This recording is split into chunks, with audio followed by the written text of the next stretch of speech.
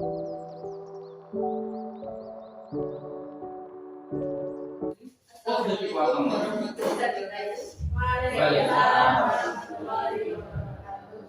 syukur kehadirat Allah Subhanahu wa Ta'ala yang telah melimpahkan banyak amanah kepada kita, sehingga pada hari ini kita bisa berkumpul bersama dalam acara workshop implementasi budaya positif di lingkungan sekolah yang akan disampaikan oleh Bapak Guru. Langsung saja akan saya bacakan sebenarnya acaranya. Yang pertama adalah pembukaan, yang kedua menyanyikan lagu Indonesia Raya, yang ketiga adalah acara inti atau materi, keempat sesi tanya jawab, kelima menyanyikan lagu bagi menteri, dan yang keenam adalah penutup program. Untuk lebih mengefektifkan waktu, adalah kita buka acara kita kali ini dengan membaca bismillah bersama-sama. Bismillahirrahmanirrahim. Terima kasih. Semoga dengan bacaan bismillah tadi akan menambah lancarnya acara pada kegiatan hari ini. Acara yang kedua yaitu menyanyikan lagu Indonesia Raya yang akan dipimpin oleh Ibu Siti Gunawan. Kepada peserta workshop mohon untuk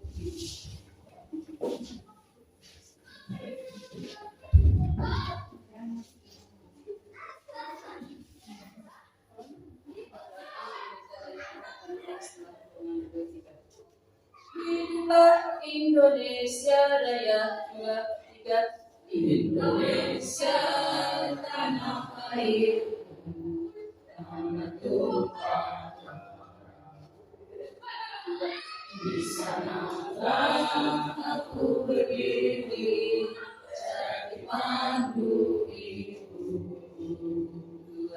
Indonesia kebangsaanku, bangsa dan tanah airku. Marilah kita bersatu, Indonesia bersatu. Hiduplah tanahku, hiduplah negeriku, bangsaku, rakyatku semuanya. Bangunlah jiwanya, bangunlah badannya untuk Indonesia Raya. Indonesia Raya, merdeka, merdeka, tanahku, negeriku yang ku cinta. Indonesia Raya, merdeka, merdeka, hiduplah Indonesia Raya. Indonesia Raya, merdeka, merdeka, tanahku, negeriku yang ku cinta. Indonesia Raya, merdeka, merdeka, hiduplah Indonesia Raya.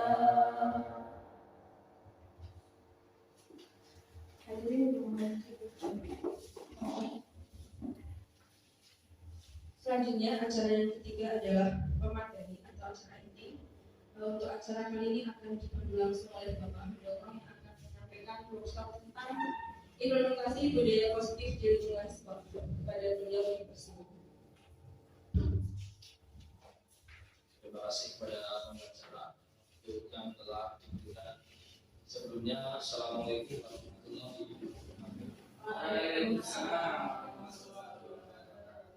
Yang terhormat Kepala Sekolah SDN Negeri Tambahan, yang saya hormati Bapak Ibu serta karyawan SD Negeri Tambahan. Puji syukur kehadirat Allah Subhanahu wa Ta'ala yang telah melimpahkan karunia-Nya kepada kita, sehingga pada siang hari ini kita dapat berkumpul di sini tanpa ada halangan. Salawat serta salam kepada junjungan Nabi Agung Muhammad Sallallahu Alaihi Wasallam yang kita nantikan syafaatnya di yang nanti. Allahumma amin. Bapak Ibu, terima kasih atas waktu yang telah diberikan kepada saya.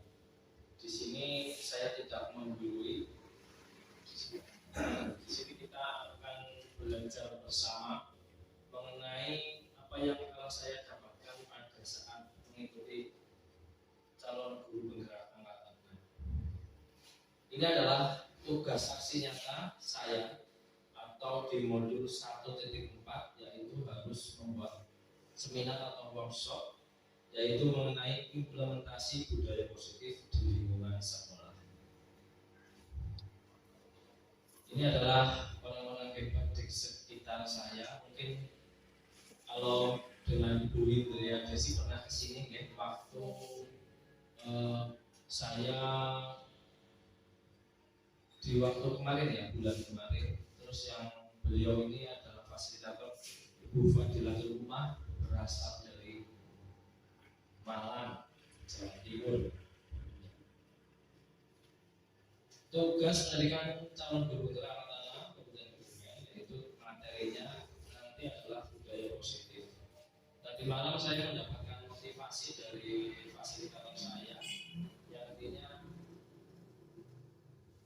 sekarang adalah kurikulum merdeka. Yang namanya merdeka itu kan bebas ya, bebas memilih apapun, bebas berpendapat, bebas mengutarakan semua, jangan malu atau bimbang. Intinya kita tidak membatasi setiap orang mengeluarkan pendapat. Justru ketika kita tidak ikut berpendapat, itu artinya kita tidak ikut belajar. Seperti itu. Itu motivasi saya tadi malam waktu call. Nah, tujuan seminar ini adalah peserta mampu memahami makna dari budaya positif dan bisa menerapkan atau mengimplementasikannya di kelas atau di sekolah. Nah, ini karena kita di SDN Tambacu berarti di kelas masing-masing. Untuk melengkapi tugas kasih nyata saya modul 1.4. Coba Bapak Ibu perhatikan. Di sini ada pertanyaan pemantik. Nanti coba katakan setuju atau tidak dengan pernyataan. Pernyataan mungkin ya, bukan pertanyaan. Apakah Anda setuju dengan pertanyaan ini? 1. Hukuman dapat mendisiplinkan anak. Setuju atau tidak? Setuju ya. Terus yang kedua, pemberian hukuman dengan hal positif seperti membaca atau membersihkan halaman sekolah dapat meningkatkan disiplin anak. Setuju? Ya. Terus yang ketiga adalah memberi penghargaan dapat meningkatkan motivasi belajar anak. Setuju ya? Jelas. Ini juga sering terjadi. Sekarang saya akan bertanya dengan semua yang ada di sini, teman-teman. Budaya positif seperti yang tadi saya sampaikan, budaya positif. Yang jadi pertanyaan di sini adalah budaya positif itu apa sih? Coba. Budaya kira-kira apa ya? Apa coba? Ada kebiasaan, apa lagi? Kebiasaan. Intinya berarti kebiasaan. Positif berarti yang bagus, yang baik atau yang bagus. Tapi kalau disimpulkan secara kita, pembiasaan yang baik. Ya. Jadi berdasarkan yang saya dapatkan dari LMS atau pendidikan bergerak, budaya positif itu adalah perwujudan dari nilai-nilai atau keyakinan universal yang diterapkan di sekolah.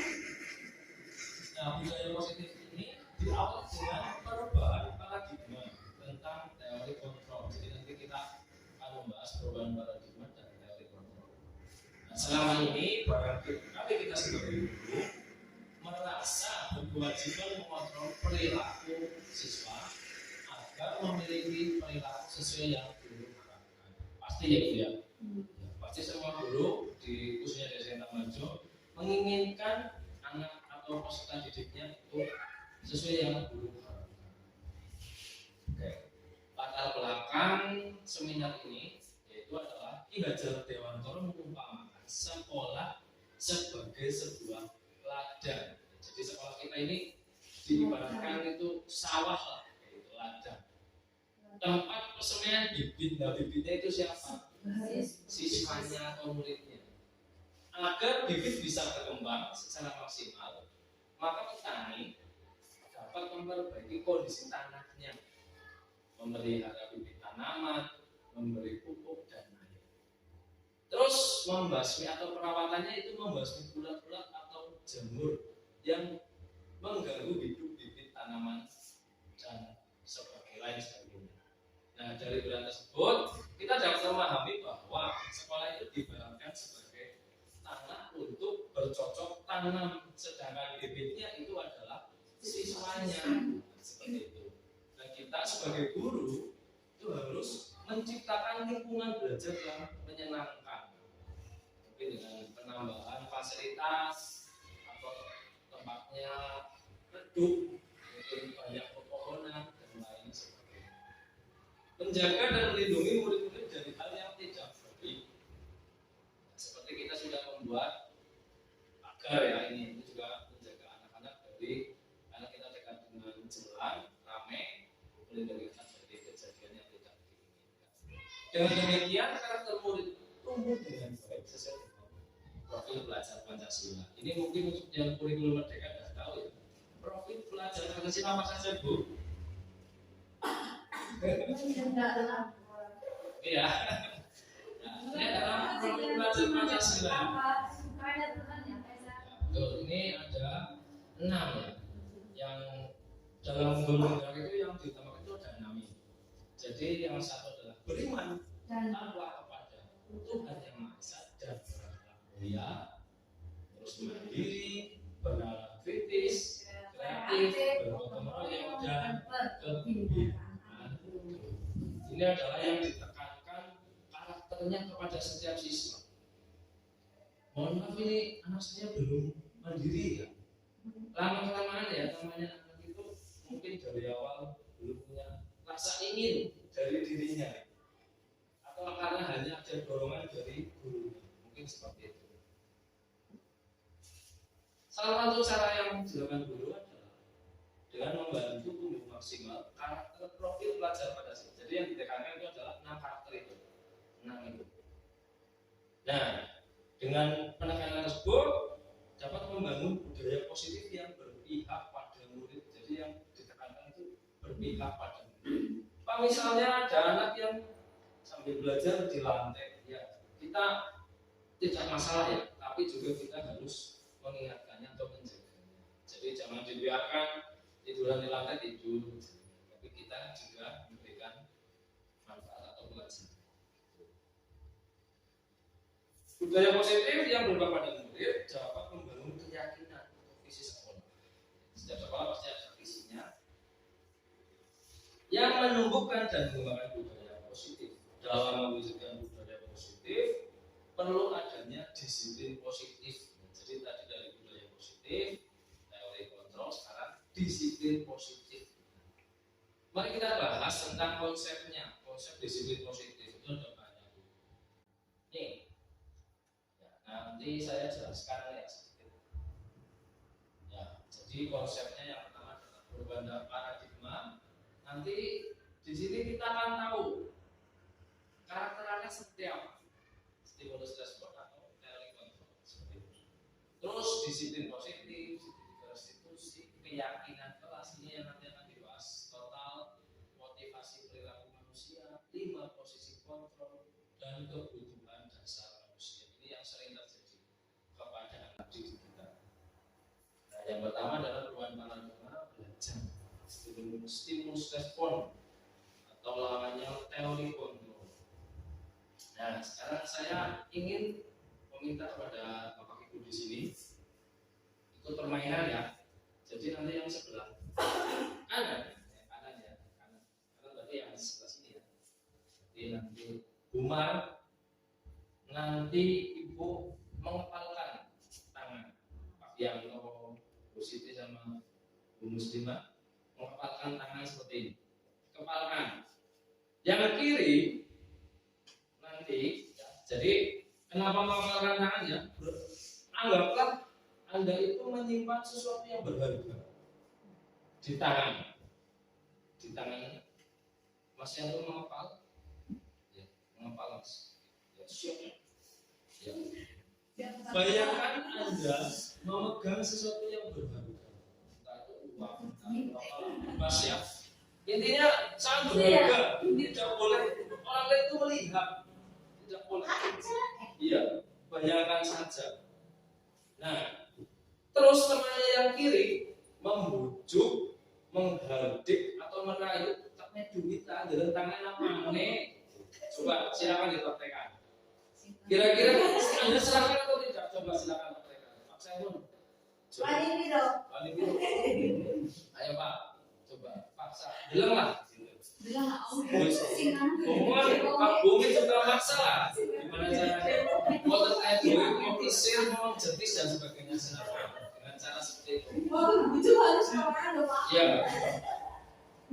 Nah, mungkin yang di pikiran kita kepada seperti itu ya. Jadi C minor. Nah, pertanyaan pertama tadi saya sudah sebutkan yang A atau yang sebelah kanan itu mengepalkan tangannya dan dia beranggapan bahwa yang ada di dalam kepala tangan itu sangat berharga. Tidak boleh ada orang yang boleh lihat, tidak boleh ajak, tidak boleh. Ya, terus yang B, ya, mungkin saja ada yang alasan dia, oh yang tadi yang satu itu alasan membukanya ada, mungkin tidak apa-apa ini berharga bukan hanya untuk saya saja tapi juga untuk orang lain. Terus yang kedua itu pertanyaannya ditahan orang ini penting bagi saya, tidak boleh ada orang lain yang boleh lihat, mungkin seperti itu. Nah, dalam kegiatan ini sesungguhnya siapa yang memegang kontrol? Coba kira-kira yang A atau yang B? Yang apa yang memaksa coba? Yang apa? Terus ya, jadi yang memegang kuasa atau kontrol itu yang karena kalau tidak ada motivasi atau kontrol dari diri kita, orang tidak bisa. Jadi yang punya kuasa itu justru yang memegang itu diri kita sendiri. Nembak saya nya. Mungkin karena dia mau berbagi, boleh silakan. Atau mungkin karena jalan ini mengenai hidup saya. Witis. Nah ini pertanyaannya ya, karena pasti jawabannya bervariasi antara Pak Suyanto, Bu Siti dan sebagainya, itu jawabannya bervariasi. Kira-kira apa Pak-nya? Nanti dengan udah menutup kok membuka lagi kenapa? Apakah di tangan Anda itu tidak berarti saya membuat tangan? Ya, karena pertanyaannya sudah selesai terjawab. Oh, jadi sudah tahu jawabannya ya. Padahal harusnya jangan yang punya kontrol. Berarti Anda itu mudah untuk ditipu. Ya, dirayu. Itu karakter Anda. Lagi di seriusnya. Itu ya, jadi ada dua kemungkinan atau banyak kemungkinan variasi antara yang membuka dan yang menutup itu punya jawaban masing-masing. Itu intinya adalah tergantung kontrol kita sendiri. Itu, ya, gitulah. Terus pertanyaan ketiga tadi yang mengapa ya? Ini mengapa? Siapa yang memegang kendali atau kontrolnya ya? Diri kita sendiri. Baik sudah dipujuk, diajak jetis, beli seafood dan sebagainya. Orang tidak. Karena dia tahu kontrolnya itu ada di diri saya, bukan kamu. Bukan. Seperti itu ya. Jadi jawabannya tentu kita sendiri yang memegang kontrolnya. Kita yang memegang di atas kepala kita. Ini. Dan yang membuka atau menutup kita seperti itu. Jadi kontrolnya itu adalah kita sendiri seperti itu.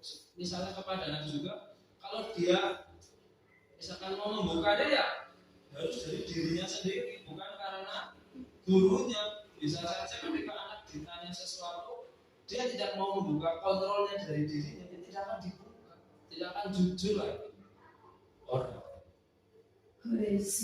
seperti itu adalah permainan kepalan kegiatan. Ya, ini selanjutnya adalah faktor kontrol menurut Dr. William Gleason. Dalam kontrol teori untuk meluruskan miskonsepsi tentang kontrol. Yang pertama yaitu ilusi guru mengontrol murid. Di sini pada dasarnya kita tidak dapat memaksa murid untuk berbuat sesuatu jika murid tersebut tidak memilih melakukannya. Misalkan kita suruh, ayo anak, coba kamu maju kerjakan ini, tapi dirinya tidak ada keinginan, pasti tidak mau. Ya apa tidak? Tidaklah, saya takut. Sebanyakan seperti itu. Dan dari kontrol tersebut menyatakan bahwa semua perilaku memiliki tujuan, bahkan terhadap perilaku yang tidak disukai. Terus yang kedua adalah ilusi bahwa semua penguatan positif efektif dan bermanfaat. Nah, terus hal tersebut dapat dilakukan dalam jangka waktu tertentu ya. Kemungkinan murid tersebut akan menyadarinya dan mencoba untuk menolak rujukan kita, atau bisa jadi murid tersebut menjadi tergantung pada pendapat sang guru untuk berusaha. Sering terjadi di kelas. Ya Pak tidak? Ya. Terus yang ketiga adalah ilusi bahwa kritik dan membuat orang merasa bersalah dapat menguatkan karakter. Menggunakan kritik dan rasa bersalah untuk mengontrol murid menuju identitas gagal. Tuh. Jadi kalau kita membuat murid itu merasa bersalah, kamu sih, tapi kan Pak Guru sudah bilang, kamu harus ikut dengan apa yang disampaikan Pak Guru. Kenapa kamu tidak mau ikut aturannya dari Pak Guru? Itu memaksa ya.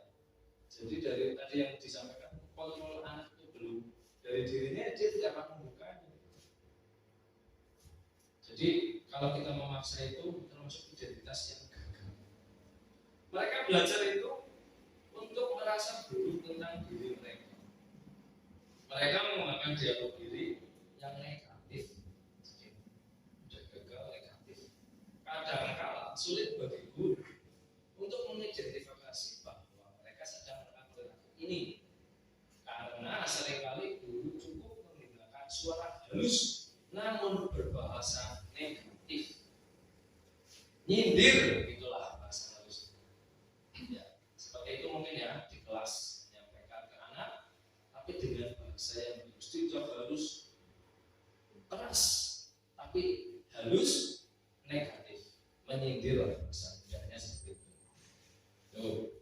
Terus yang keempat, ilusi bahwa orang dewasa memiliki hak untuk memaksa. Biasanya orang dewasa itu atau kita sebagai guru itu punya tanggung jawab. Anak harus ikut sesuai dengan apa yang saya harapkan, saya inginkan. Padahal dari kontrol diri anak itu belum tentu dia mau membuka diri. Pada saat itu pula orang dewasa akan menyadari bahwa perilaku memaksa tidak akan efektif untuk jangka waktu panjang. Mungkin dia akan berubah sesuai dengan yang kita harapkan beberapa saat, tidak akan lama. Jangka waktunya itu tidak akan lama. Dan sebuah hubungan permusuhan akan terbentuk. Ini terjadi dengan teman saya, ketemu di jalan, bukannya assalamualaikum Pak, kakinya naik, seperti itu. Dia akan terus teringat masa lalunya dulu, seperti itu ya. Jadi anak itu bahkan mungkin jenengan semua itu punya masa lalu dengan guru yang dulu-dulu, ya. Misalkan mungkin dijar atau di ngomong sesuatu yang tidak enak, ada tidak di sini? Masih ingat dengan perlakuan gurunya dulu? Ada? Cung, silakan. Ada yang masih ingat Pak? Mungkin dulu oleh gurunya dijar atau disabet? Kenapa? Ya kenapa? Karena dulu ajak-ajak boles temannya terus dikepuk sama Pak. Nah, Pak siapa itu namanya? Ayam. Pak siapa? Pak Trimoyo. Nah, dia akan membekas seumur hidupnya sebelum dia meninggal. Ya seperti itu. Jadi kalau kita memperlakukan anak itu dengan cara memaksa atau dengan hukuman dan sebagainya, itu nanti anak akan tertanam di sini. Kayak ngesuk ketemu Pak Guru, cangkling next dua. Itu teman saya mengatakan seperti itu. Jadi itu sekarang sudah sepuh, sudah waktunya untuk beristirahat, malah dia masih mendapatkan doa-doa jelek dari mantan murid-muridnya dulu. Jadi kita kalau menyampaikan sesuatu, misalkan harus dengan jeli ya masalah. Itu lagi. Ada lagi yang mungkin merasakan dulu pernah dihina gurunya, diejek atau ditendang dan sebagainya ada. Berarti di sini yang bermasalah hanya Pak Yanto ya. Mungkin hanya dia yang paling spesial di antara yang lain. Oke, terima kasih Pak Yanto. Nah, di sini ada dua yang pertama ya, stimulus respon dan kontrol. Ini waktu PTK kan saya belajar ini, tapi kontrol belum. Saya baru tahu itu di CGP. Contohnya, stimulus kontrol SR. Kita mencoba mengubah orang lain agar berpandangan sama dengan kita. Tadi ya, harus sama dengan gurunya. Teori kontrolnya adalah kita berusaha memahami pandangan orang lain tentang gurunya. Memahami ya, bukan memaksa. Yang kedua adalah perilaku buruk dilihat sebagai suatu kesalahan. Dari satu masalah kita akan mencapnya jelek terus. Pernah tidak seperti itu Pak Bu? Misalkan membuat satu saja kesalahan, dia nanti akan dicap jelek. Nah, padahal di teori kontrol, semua perilaku itu memiliki tujuan. Tadi seperti yang disampaikan oleh Gusen gitu ya. Selanjutnya orang lain bisa mengontrol saya di SR. Sedangkan di teori kontrol, hanya Anda yang bisa mengontrol diri Anda sendiri. Tadi yang kepala tangan itu. Orang-orang. Selanjutnya saya bisa mengontrol orang lain. Hanya Anda ya. Anda tidak bisa mengontrol orang lain, tapi Anda hanya bisa mengontrol diri Anda sendiri. Misalkan ya tadi, Anda tidak mau membuka apa yang dia inginkan atau yang ingin dia sampaikan. Intinya dari kontrolnya sendiri. Sebaliknya juga tidak bisa mengatur orang. Pemaksaan ada pada saat berjuang gagal. Jadi pemaksaan itu termasuk gagal. Dari contohnya kolaborasi dan kesepakatan menciptakan pilihan-pilihan baru. Nanti akan ada mungkin apa ya? Sesuatu yang misalkan menyelesaikan sesuatu tidak harus seperti ini. Nanti akan ada lagi yang tidak harus dengan jalan seperti itu ya. Ada yang lebih baik lagi. Selanjutnya adalah model berpikir menang kalah. Kalau di teori kontrol itu menang dan menang. Nah, untuk membangun budaya positif, sekolah perlu menyediakan lingkungan yang positif, aman, nyaman agar murid mampu berpikir, bertindak dan mencipta dengan merdeka, mandiri dan bertanggung jawab. Hasilnya disiplin dikaitkan dengan kontrol. Dalam hal ini kontrol guru dalam menghadapi murid. Nah, berdasarkan filosofi dari modul 1 Ki Hajar Dewantoro menyebutkan bahwa semua anak itu unik. Betul apa tidak? Betul ya? Unik. Ada yang mungkin punya karakter. Di kelas 3 saja itu banyak karakternya. Dari 23 itu beda semua karakternya. Mungkin guru olahraga dan guru agama lebih kenyang lagi. 1 sampai 6. Beda semua karakter. Terus selanjutnya adalah bukanlah bola saya. Selanjutnya tugas guru adalah menuntut bakat agar anak mencapai kebahagiaan. Selanjutnya guru ibarat petani tadi sudah disampaikan, sekolah adalah ladangnya, anak adalah bibitnya. Kalau kita menanam padi, yang tumbuh padi atau jagung? Padi, seperti itu. Kita menanam jagung, yang tumbuh jagung. Tidak akan terjadi kalau kita menanam padi yang tumbuh jagung, itu tidak akan terjadi. Nah, ini adalah kodrat alam dan kodrat zaman. Setiap anak itu punya kodrat alam masing-masing. Kita hanya bisa menuntunnya, tidak bisa kita menggokkan.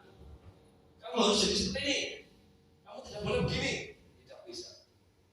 Kita menuntun, wajib menuntun. Terus yang terakhir adalah berpihak pada anak. Ini yang selalu ditekankan di CGP, selalu ditekankan.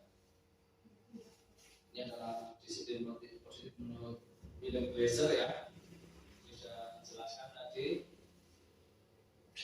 Nanti saya tambahkan ya di belakang ada teori motivasi, 5 positif kontrol dan 5 kebutuhan dasar manusia. Oke, lanjut. Nih beda lagi nih. Nanti budaya positif. Sekarang disiplin positif. Iya. Disiplin positif kira-kira apa ya? Disiplin apa kira-kira? Coba. Taat ya mungkin ya. Taat, patuh, apalagi Pak? Tuh. Apalagi? Tepat waktu. Berarti kan taat kebiasaan taat yang baik gitu ya mungkin ya. Atau sesuai aturan mungkin ya. Kalau kita mungkin beranggapan disiplin itu sesuai aturan mungkin ya. Disiplin. Pak Yanto berangkat siang, artinya tidak disiplin mungkin. Nah, ternyata ya kebanyakan orang itu menghubungkan kata disiplin dengan kata tertib, ya kan? Teratur, kepatuhan terhadap peraturan. Kata disiplin juga sering dihubungkan dengan hukuman, ya tidak. Ya, kamu tidak mengerjakan PR, hari keliling lapangan 20 kali. Itu adalah hukuman. Padahal itu sungguh berbeda karena disiplin positif tidak harus dengan memberi hukuman dan bahkan kita harus menghindarinya. Itu adalah alternatif terakhir. Hukuman itu alternatif terakhir. Jangan langsung kita menjam anak. Oh, kamu tidak bisa ini. Tulis. Saya 20 halaman. Itu hukuman. Sebetulnya menurut Ki Hajar Dewantoro dengan pandangan Jan Gosen pada bukunya Restructuring Theory 10 Disiplin tahun 2001 menyatakan bahwa disiplina ya dalam bahasa Latin disiplina itu adalah belajar. Kita tahunya aturan, peraturan. Padahal arti sebenarnya adalah belajar. Kata disiplin juga berasal dari sama dengan disiplin atau murid atau pengikut. Untuk menjadi seorang murid atau pengikut, seorang itu harus paham alasan mengapa mereka mengikuti suatu aliran. Sehingga motivasi yang terbangun adalah motivasi intrinsik atau motivasi dari dalam diri dan ekstrinsik dari luar. Dalam diri kita ini disiplin dimaknai dengan sesuatu yang orang yang mendapatkan kepatuhan seseorang pada orang lain untuk mendapatkan kepatuhan. Nah, tadi kita menyebutkan disiplin itu hukuman sebagainya itu cenderung menunjukkan kata yang tidak nyaman atau ketidaknyamanan. Dengan kata lain, seseorang yang memiliki disiplin diri berarti mereka bisa bertanggung jawab terhadap apa yang dilakukan karena mereka mendasarkan tindakan mereka pada kebajikan universal. Tambah lagi materinya. Sebagai pendidik, tujuan kita adalah menciptakan anak yang memiliki disiplin diri, sehingga mereka bisa berperilaku dengan mengacu pada nilai-nilai kebajikan universal dan memiliki motivasi intrinsik atau dari dalam diri, bukan ekstrinsik dari luar. Ini adalah contoh nilai kebajikan. Sebenarnya banyak, ya ada 1, 2, 3, 4, 5, dan 6. Namun yang sering kita dengungkan atau sering kita dengar itu adalah profil pelajar Pancasila. Ini yang paling utama. Itu ya. Ini nilai-nilai kebajikannya adalah nilai-nilai kebajikan adalah sifat-sifat positif manusia yang merupakan tujuan mulia yang ingin dicapai setiap individu. Nilai tersebut bersifat universal, sudah lintas bahasa, suku bangsa, seperti itu, agama dan lain sebagainya. Setiap perilaku itu memiliki tujuan. Ini sudah disebutkan di depan. Dengan mengaitkan nilai kebajikan yang diyakini seseorang, maka motivasi intrinsiknya akan terbangun. Ya. Nilai-nilai kebajikan yang ingin dicapai berdasarkan dengan profil pelajar Pancasila, yaitu 6 ini ya, menerima diri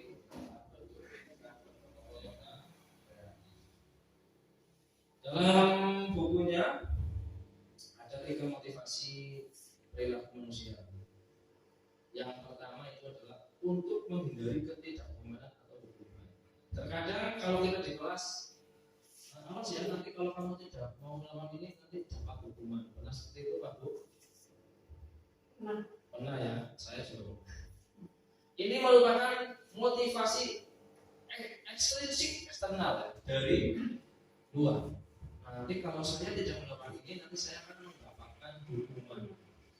Yang diingat oleh anak seperti itu, hukuman. Nanti kalau tidak melakukan itu hukum dan sebagainya. Ini adalah motivasi ekstrinsik atau eksternal. Selanjutnya untuk mendapatkan imbalan atau penghargaan dari orang lain. Terkadang kita membutuhkan anak itu supaya mereka mengerti ya. Itu kita dengan cara nanti anak-anak kalau sudah selesai kalian ibu kasih jajan ya, itu sebuah penghargaan atau imbalan. Nanti kandinya habis. Orang dengan motivasi ini akan bertanya, apa nanti saya dapat hadiah ya? Apa nanti saya dapat hadiah lagi jika saya melakukan apa yang disuruh oleh Bapak Ibu? Ya, pernah ya Bu ya? Saya juga sering. Dulu masih tahu. Ini termasuk motivasi eksternal atau ekstrinsik. Nah, terus yang ketiga ini adalah untuk menjadi orang yang mereka inginkan dan menghargai diri sendiri dengan nilai-nilai yang mereka percaya. Nah, ini adalah motivasi intrinsik yang bersifat atau memiliki disiplin positif. Ini yang dari dalam diri sifat tersebut. Jadi tujuan disiplin positif ini adalah menanamkan motivasi pada murid-murid supaya mereka menjadi atau seperti yang mereka inginkan dan menghargai diri sendiri dengan nilai yang mereka percaya. Mereka kan tetap berperilaku baik dan berlandaskan nilai-nilai kebajikan karena mereka ingin menjadi orang yang menjunjung tinggi nilai-nilai yang mereka anut.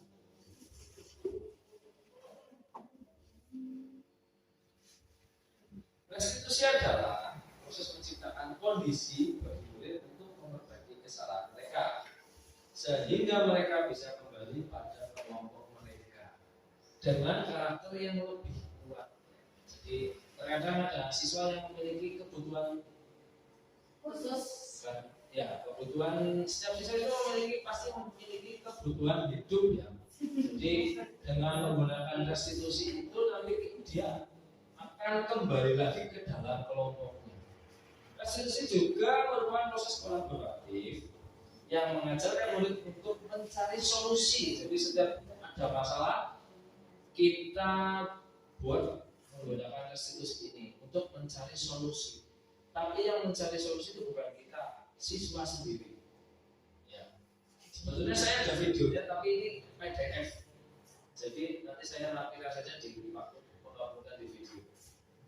Nah, untuk mencari solusi masalah mereka, jadi yang mencari solusi itu adalah murid, bukan guru. Dan membantu murid untuk berpikir tentang orang seperti apa yang mereka inginkan atau menjadi tujuan mulia mereka. Dan bagaimana mereka harus memperlakukan orang lain seperti itu. Nah, ini adalah atau kita sebut dengan segitiga restitusi. Segitiga restitusi. Di sini misalkan yang validasi tindakan yang salah. Kamu tentu punya alasan mengapa melakukan itu. Tanyakan seperti itu kepada anak. Terus adakah cara yang lebih efektif untuk mendapatkan apa yang kamu butuhkan? Misalkan ada anak tidak pernah mengerjakan PR atau lupa, tanyakan kenapa kamu tidak mengerjakan PR. Nanti anak akan membuka sendiri. Jadi cari kontrolnya dia. Ya Pak, semalam saya begadang. Adakah cara yang lebih efektif untuk mendapatkan yang kamu butuhkan? Mungkin anak akan menjawab yang saya praktekkan di kelas 3 itu jawaban mereka beragam. Ya, mungkin karena saya semalam itu menonton bola, Pak. Mungkin nanti saya tidurnya lebih cepat atau lebih gasik ya. Misalkan tadinya jam 9.10 ya jam 7 sudah. Yang kedua adalah menstabilkan identitas. Setiap orang itu pasti punya kesalahan. Nah, pada saat menyampaikan kepada anak, Pak Guru juga dulu pernah melakukan kesalahan. Misalkan Pak Guru juga dulu pernah menyontek, jangan seperti itu. Tapi Pak Guru dulu juga pernah melakukan kesalahan. Kamu bukan satu-satunya yang membuat kesalahan. Terus menanyakan keyakinan. Nah, ini berhubungan dengan keyakinan kelas. Keyakinan kelas apa yang kita sepakati? Nih, kamu ingin menjadi orang seperti apa? Ditanyakan kepada anak. Lengkapnya seperti ini ya. Menstabilkan identitas, validasi tindakan yang salah, dan menanyakan keyakinan, yaitu merupakan teori kontrol yang pada dasarnya termotivasi secara internal. Jadi dari dalam dirinya sendiri. Kalau kita ingin anak itu berubah, berarti kita harus menggunakan segitiga institusi ini, ya, menggunakan segitiga institusi. Sehingga motivasi dia dari dalam diri itu akan muncul. Misalkan tadi yang dikatakan, adakah cara lain yang lebih efektif supaya kamu tidak berangkat tidak lupa mengerjakan PR? Saya akan mengerjakan setelah pulang sekolah. Bisa seperti itu yang tidak. Ya. Jadi biarkan mereka itu mencari atau menggali sendiri apa yang mereka inginkan. Nanti akan muncul motivasi intrinsik atau dari dalam dirinya. Ini dia ada 3 identitas. Kalau hukumannya ada yang di awal kita menyampaikan ada hukuman, dihukum setuju atau tidak, nanti anak jadi lebih aktif, jadi lebih memperhatikan, setuju.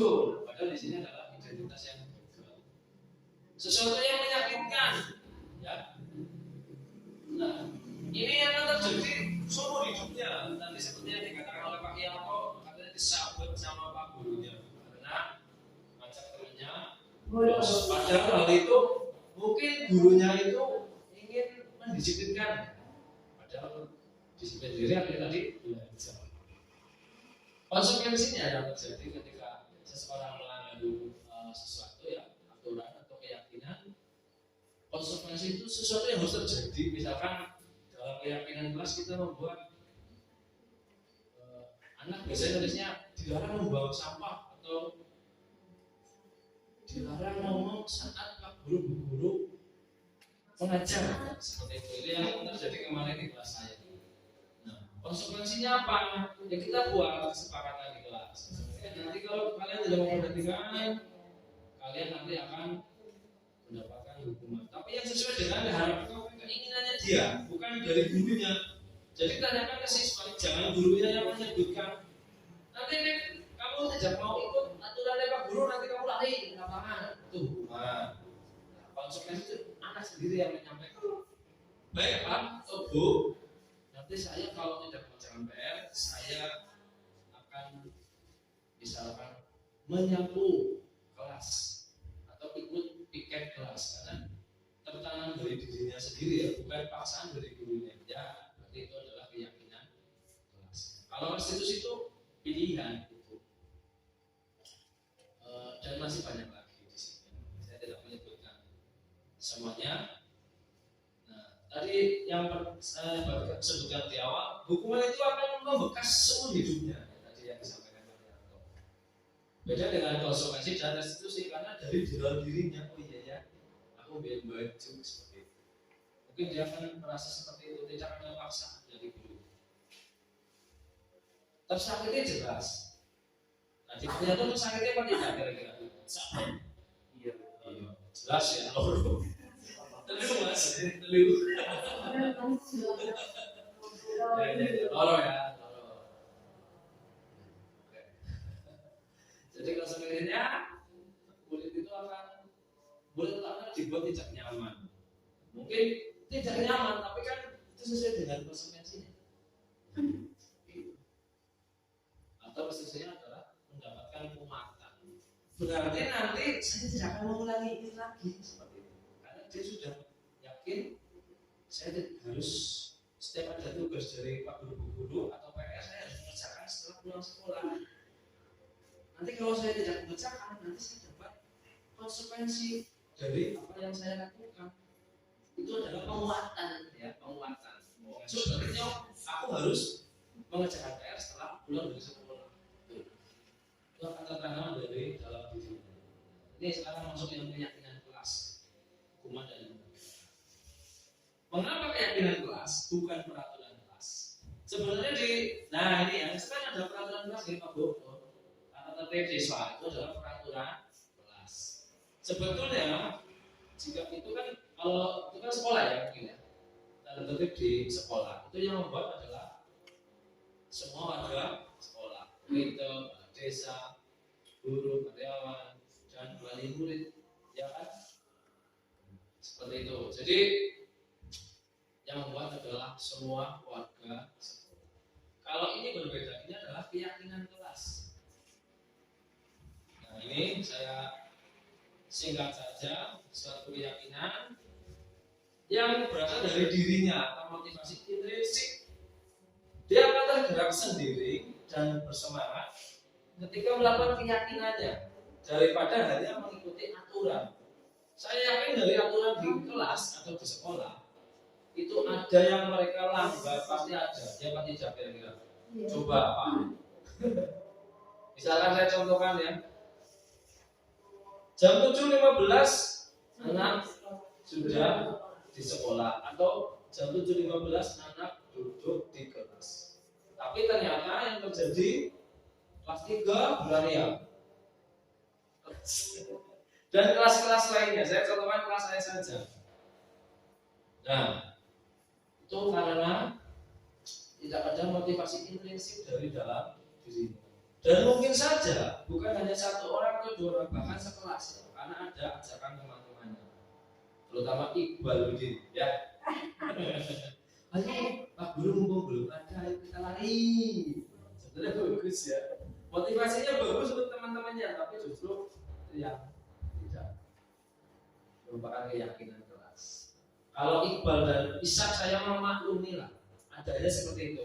Tapi kalau yang lain harusnya seperti itu. Harusnya ya baik lebih baik. Murid-murid akan merasa atau mereka akan merasa didengarkan, ya. Atau mereka akan mendalami tentang sesuatu keyakinan jika dalam dirinya itu tertanam keyakinan kelas, bukan dari peraturan-peraturan yang ada di sekolah. Yang sekarang bagaimana wujudkan dan mengapa adanya keyakinan kelas? Ya, jadi jawabannya seperti ini.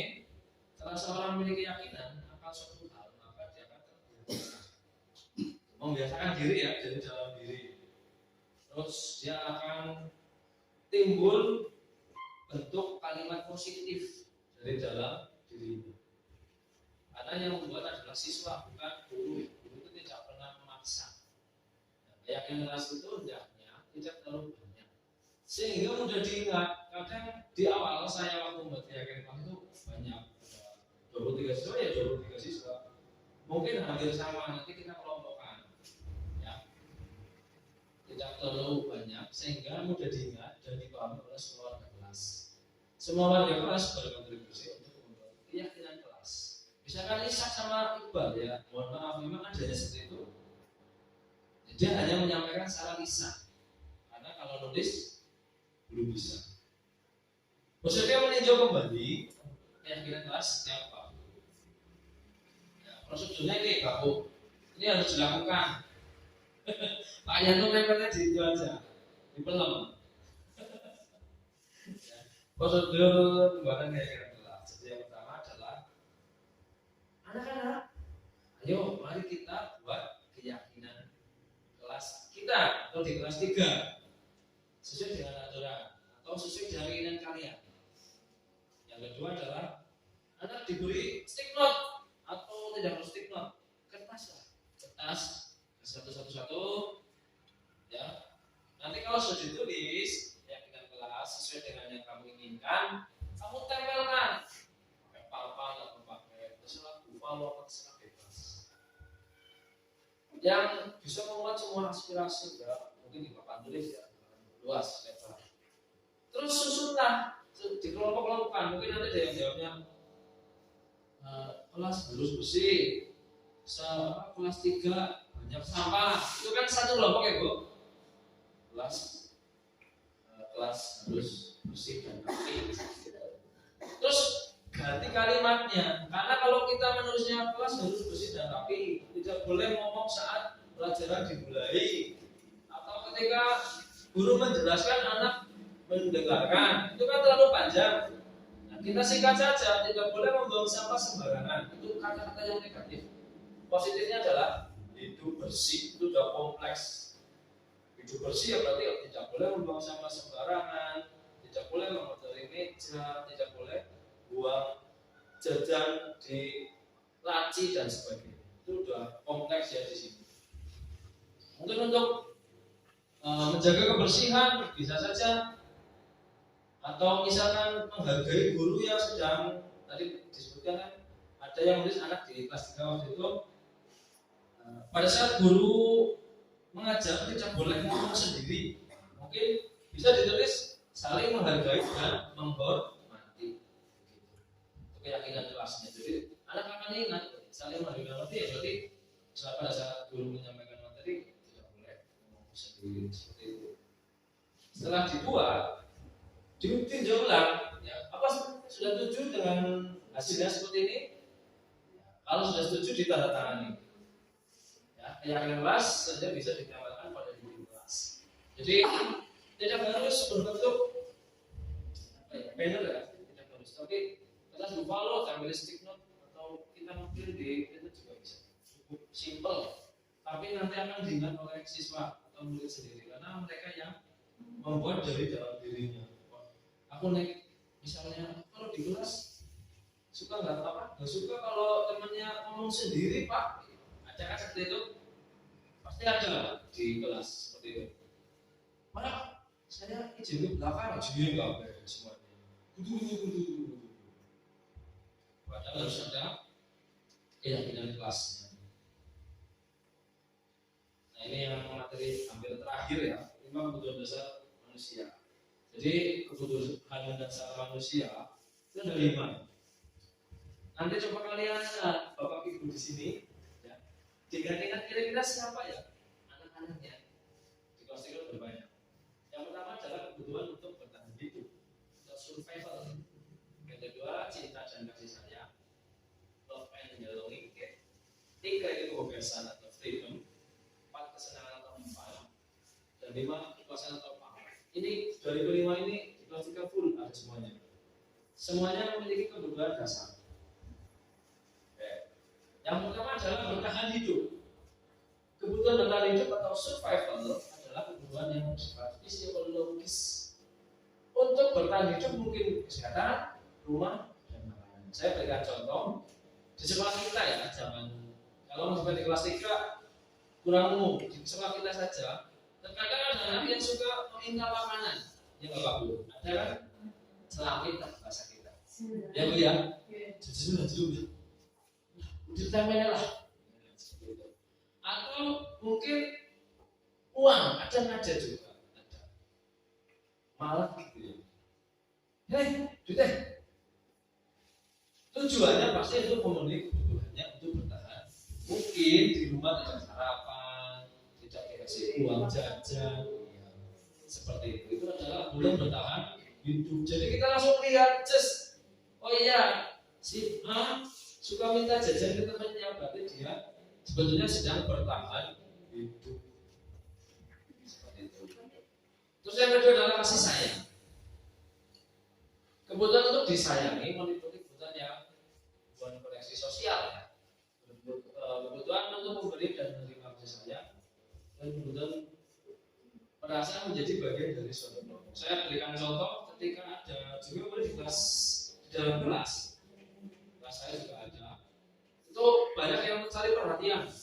Wendot sama Pak Guru, apa? Ada kan? Pasti ada. Ya. Ya, setiap maka saya sebutkan di dalam kelas semuanya pasti ada. Mungkin saja mereka itu kurang perhatian atau mencari perhatian kepada Bapak Guru dan teman-temannya. Bisa saja anak itu kurang kasih sayang di rumah mungkin dengan banyak kan sekolah kita.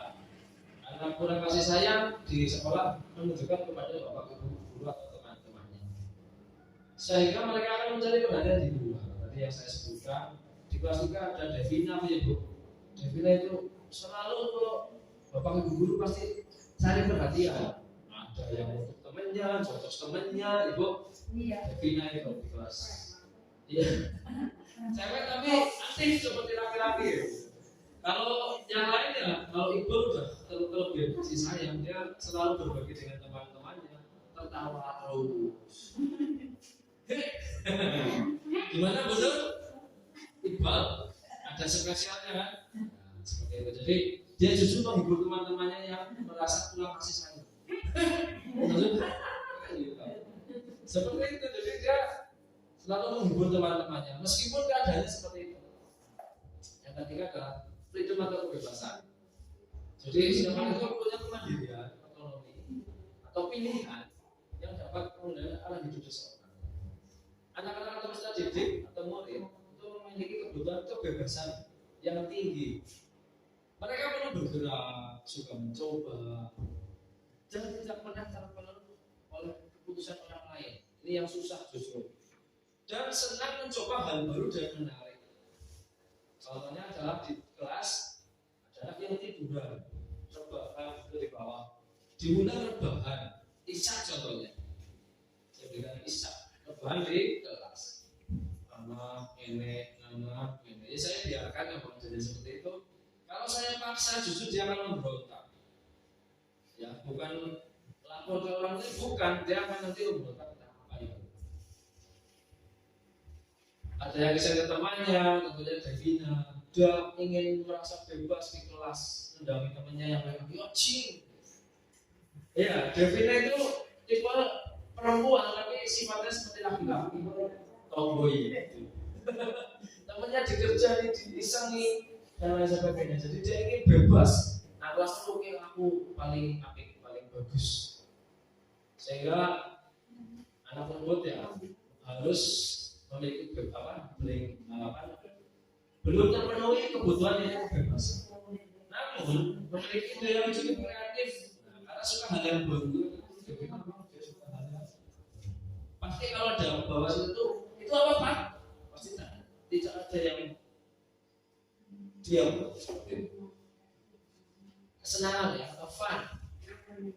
Kebutuhan ini itu mencari kesenangan, bermain, tertawa, atau membuat tertawa dirinya sendiri dengan cara ngerjain temannya. Cangkring misalnya, ceblok. Itu juga adalah kesenangan. Dia merasa senang ketika temannya itu dijoin, cipin, dan sebagainya. Nanti kalau dia nangis saya jadi ketawa. Kita murid Isan ketika murid Isan kepada temannya, buat nangis atau kadang, Pak aku dikerjain terus, aja kan seperti itu. Aku dicimit kemarin nanda. Temannya yang senang dia yang merasa yang jadi beban. Mereka condong untuk melakukan berulang kali sehingga kebutuhan kesenangannya tercukupi. Pakai apa mungkin dulu pernah ya? Misalnya pendek bolong. Yang terakhir adalah kekuasaan. Jadi kebutuhan ini sesuatu yang harus dicapai untuk menjadi kompeten, terampil, diakui atas prestasi, didengarkan dan memiliki rasa harga diri tinggi. Sebagian besar murid pasti akan menunjukkan sikap demikian karena mereka melakukan untuk mendapatkan tujuan yang tinggi. Apa yang betul?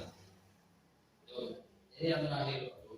Cuma posisi kontrol. Coba ibu perhatikan, bapak ibu perhatikan. Nanti milih satu aja. nanti selesai materinya. Gak usah bertanya ya tidak apa-apa. Jadi yang pertama adalah penghukum ya. Penghukum itu merasa membuat orang merasa bersalah. Contoh kata-katanya juga, kamu selalu saja salah. Tuh, patung yang turun saya, awas. Pernah seperti itu? Ini adalah posisi kontrol yang pertama, penghukum. Terus yang kedua itu adalah membuat orang merasa bersalah. Tapi kalau penghukum jangka waktunya panjang ya, dia akan selalu ingat tadi yang saya katakan, yang mau Pak Sutioso juga ketemu anak kulitnya di jalan, bukannya di sapa, itu Pak, setelah dari kaki. Jadi mereka akan selalu ingat apa yang pernah terjadi ataupun hal-hal negatif yang pernah terjadi pada diri mereka sendiri. Membuat orang yang merasa bersalah di sini mungkin mengutarakan dengan kata yang lembut tapi menyakitkan. Tuh, nyindir. Ibu sangat kecewa sekali dengan kamu. Berapa kali Bapak harus memberitahu kamu ya? Gimana coba kalau orang kamu tahu berbuat seperti ini? Itu kan membuat orang merasa bersalah. Iya ya. Terus yang ketiga adalah teman. Tadi kan penghukum ya. Yang kedua adalah orang merasa bersalah. Misalnya nanti ibu bapak ibu menyebutkan kira-kira sebagai apa? Terus yang ketiga adalah teman. Guru pada posisi ini tidak akan menyakiti, namun akan mengontrol, memaksa lagi, memaksa agar mereka itu sesuai dengan apa yang guru harapkan. Contohnya adalah, ayolah, ayo bantulah, bantulah demi bapak ya. Ayo ingat tidak bapak, ayo ingat tidak bantu bapak selama ini. Yang keempat adalah monitor atau pemantau. Ini bersifat mengawasi. Posisi pemantau itu berdasarkan peraturan yang ada di sekolah. Atau sebagai orang yang menjalankan posisi pemantau ya. Contohnya adalah peraturannya apa? Kamu lihat apa yang telah kamu lakukan dan sebagainya ya.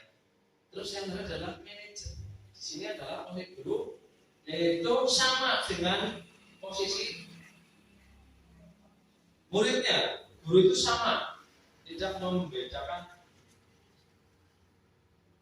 Terus di sini murid mempertanggungjawabkan perilakunya sesuai dengan konsekuensi yang dia perbuat. Tadi yang kayak jelas. Mendukung murid agar dapat menemukan solusi atas permasalahannya sendiri. Jadi tadi kita menggunakan segitiga solusi ya, manajer.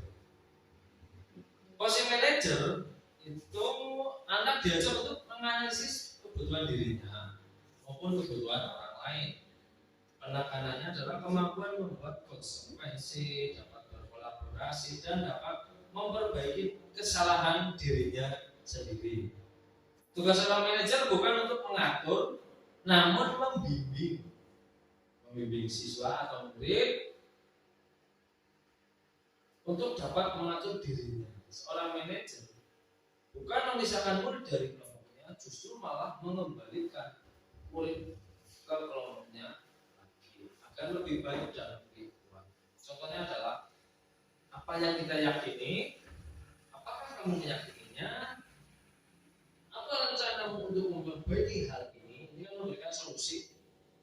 Ini adalah posisi kontrolnya. Kira-kira ibu, bapak yang mana ya? Penghukum, membuat orang merasa bersalah, teman, memantau, atau manajer kira-kira?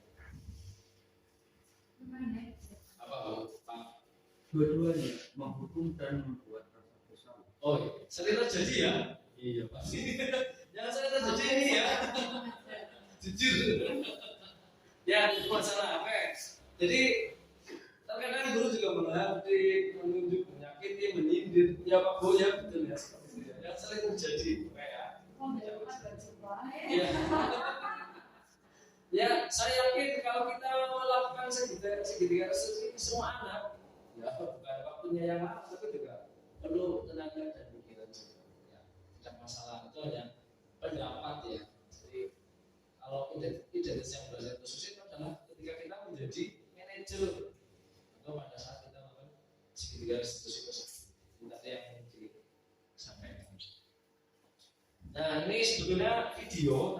ini PDF, jadi hanya bentuknya seperti ini ya. Ini saya ada kasus sebetulnya Nawaf tidak mengerjakan PDF. Kita menggunakan segitiga restitusi tersebut. Ada dua anak, yaitu satunya adalah Fauzan. Ini juga sering, tapi sekarang sudah ya masih sama tidak menjalankan, tapi sudah tidak seperti sebelumnya. Yang mungkin di pelajaran tidak. Ini yang pertama ya. Tulisannya kan tulisannya anak.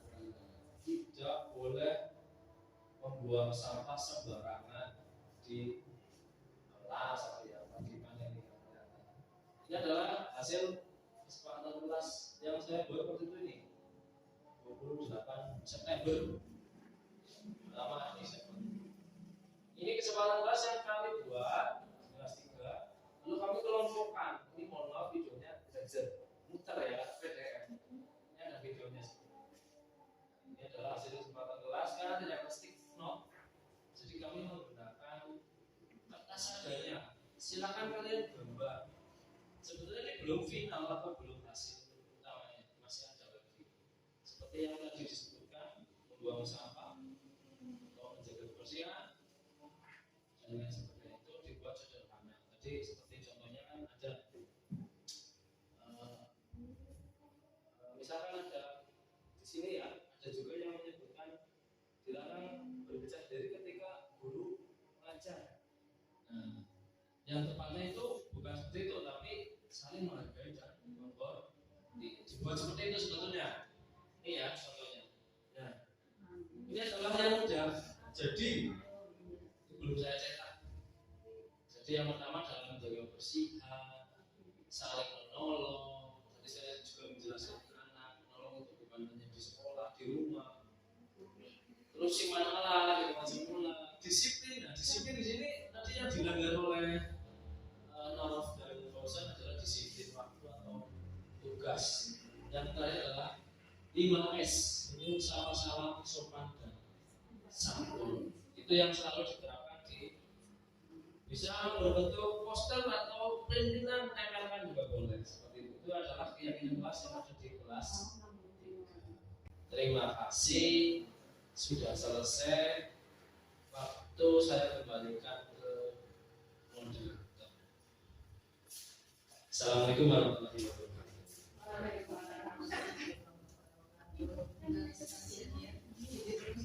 Yang sambil ngantuk ya. Ini tentunya di benak Bapak Ibu guru terdapat 10 menit pertanyaan. Saya batasi dua atau tidak pertanyaan. Untuk barangkali ada yang ingin menanyakan kepada sesuatu yang ingin apa sih jawabannya? Langsung saja. Oh iya. Terima kasih Pak yang memberikan kepada saya. Perkenalkan nama saya Suyanto. Oke, saya mau bertanya pada Pak Guru dan Dr. terkait dengan keyakinan kelas ini. Dibuatnya suatu keyakinan kelas itu supaya kelas itu dapat berjalan secara kondusif itu. Seperti itu ya harapannya ya Pak ya. Yang menjadi pertanyaan saya adalah bagaimana sih langkah-langkahnya agar keyakinan kelas itu dapat terbentuk Pak? Gimana? Itu aja Pak. Langsung yang kedua. Itu aja ya.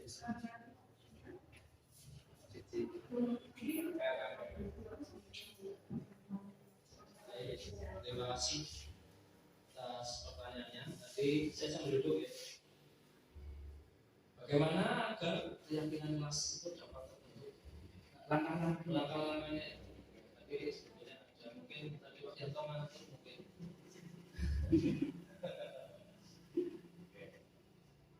Sebentar, nah ini dia. Nah, ini Pak Yanto.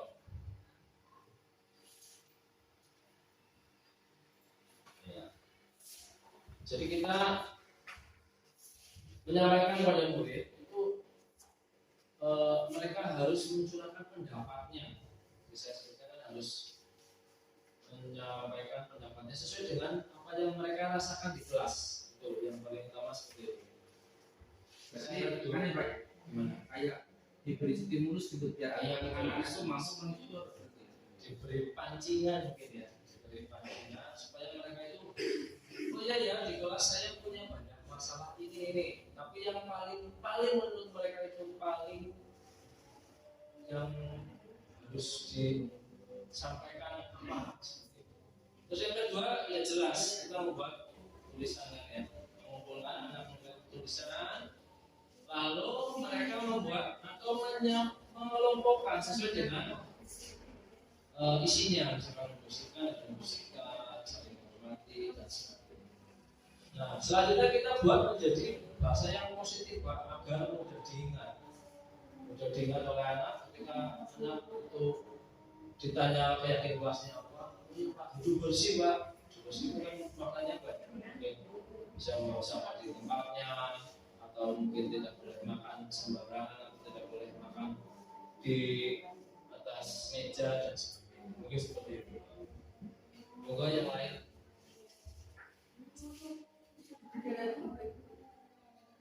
cukup.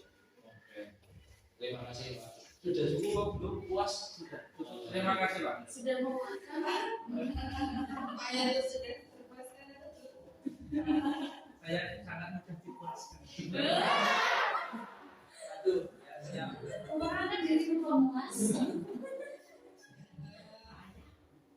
Semoga mungkin Bapak Ibu di sini bisa menindaklanjuti sebuah disiplin positif yang bagus yang akhirnya akan menjadikan budaya positif bagi sekolah kita. Mungkin nanti bisa ditindaklanjuti dengan membuat keyakinan kelas berprestasi. Untuk selanjutnya kita ke acara tadi sudah tanya jawab, langsung ke hampir detik-detik penutup. Sebelum ditutup kita menyanyikan lagu bagaimana kepada Ibu Siti Munawarah untuk menempatkan diri. Tadi Ibu menempatkan diri. Biar bisa apa?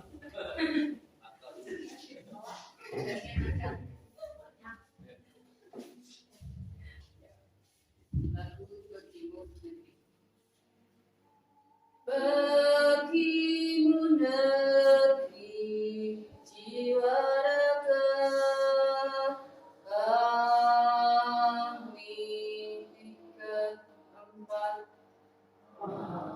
padamu negeri kami berjanji padamu negeri kami berbakti padamu negeri kami mengabdi bagimu negeri jiwa raga kami.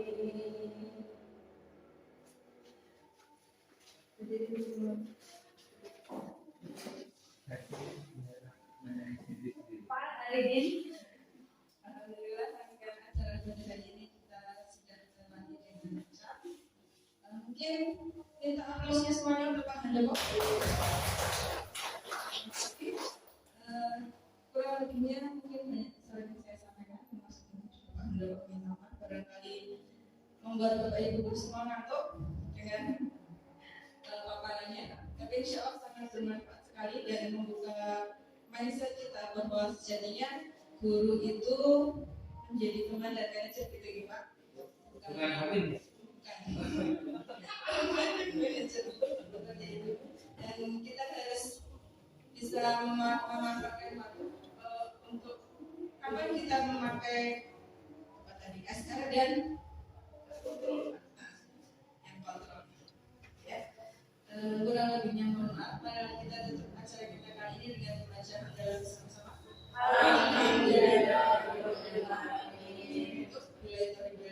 Wassalamualaikum warahmatullahi wabarakatuh.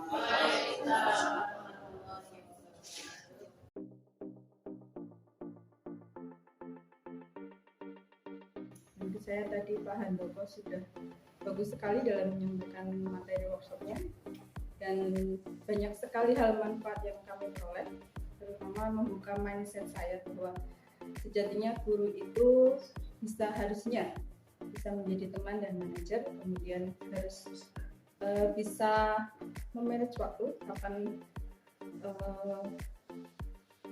untuk bisa membuat keyakinan kelas, kemudian kapan bisa memberikan hukuman itu bisa berdampak disiplin yang positif, dan akhirnya dengan disiplin positif itu tadi akan menjadikan budaya yang positif untuk SD kami terutama. Dan tentunya Pak Handoko ini menginspirasi kami untuk bisa mendaftar sebagai calon guru penggerak angkatan selanjutnya. Mungkin itu yang bisa saya sampaikan. Terima kasih. Setelah saya meyakini keyakinan kelas, saya akan mengikutinya.